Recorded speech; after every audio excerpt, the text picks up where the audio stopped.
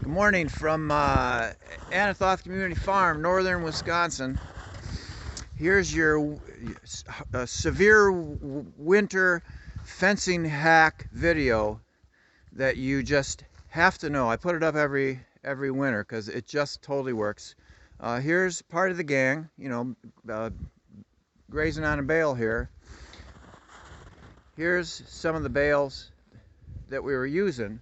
I'm also bale grazing. You can see way over there the bales laid out in the field.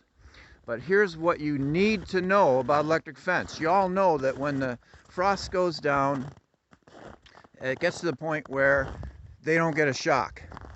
And you can see here where they were taking advantage of that and pushing through the wire and hitting these bales up. So what I just did is the fencing hack from heaven. What happens in the winter is the frost goes down and they're no longer grounded when they hit just one wire, and that's why a lot of the big dogs, like put double wires up, 2 inches apart, so you got to touch both wires at the same time. You don't need to do your whole pasture. You don't need to do everything that way. All you need to do is in high traffic areas, these steel fence posts act as relay grounding rods back to your grounding rods on your fencer. So what you need to do is just take some poly wire, wrap it around here, and run it parallel to your wire.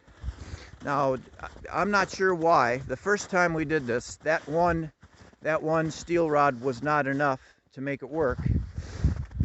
And so we went over to the other side here and hooked. So here's this side here. Here's what it looks like. And here's my little hack that keeps the wires 2 inches apart. Okay? You get it? So, and I just touched this thing. I touched one, and then I touched the other, and then I touched both of them, and I got a full shock. I mean, you know what that is. So I wasn't getting enough from that one grounding rod, so I just, again, took some wire, ran it over here. I was a little surprised it wasn't as easy. Well, needed some more. Ran out of that wire.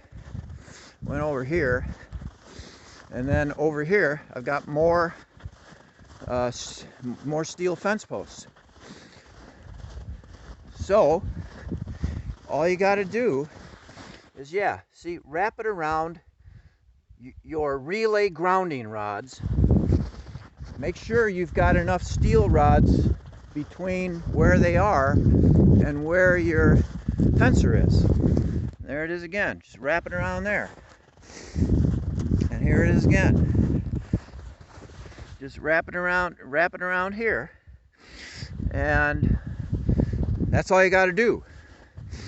And then when they touch both wires at the same time, they get a full shock. So you don't need to put this all around your pasture. All you need to do is put it in high traffic areas. You need to put it in places where you really don't want them to go. Because once they get the shock, they go, oh yeah, I know what this is. And they project it onto the rest of your fence. So that is your fencing hack of the day. I do this. They were getting in here. They haven't been getting into their bales over by where they're bale grazing. I'm probably going to have to do this over there as well, or maybe not. Maybe what's going to happen is they're going to be able to project this over to there. So you just got to kind of pay attention, and when they're going where you don't want them to go, then you do this. So I've put this up before, and actually fencing companies put it on their like pages and stuff, which I'm a little surprised. Let's see if this guy, let's see what his reaction is. See if he's gonna get the shock, because I just hooked it up, and they're okay. Let's see. We'll see what happens here.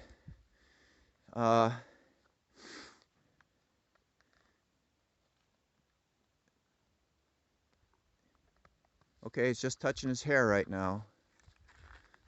And I don't care if they go down there. Let's see if they push it all the way into it. They may not, he may not, you know, they kind of know that, what their boundaries are. But you can see they've just been pushing right into this thing and eating away.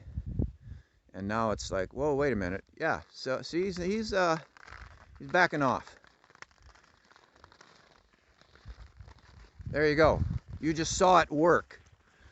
And hope this is helpful. Let me know if you have any questions. Fencing companies were putting this up on their websites, and they're going to sell less equipment. They're going to sell less wire. They're going to sell less fencers, but they liked it. And there you go. Proof positive that this works. You want me to touch both wires and get a shock myself? I'm not going to do it. I don't know what it'll do to my phone if I'm holding my phone and I shock myself. I don't want to wreck my phone any more than it is.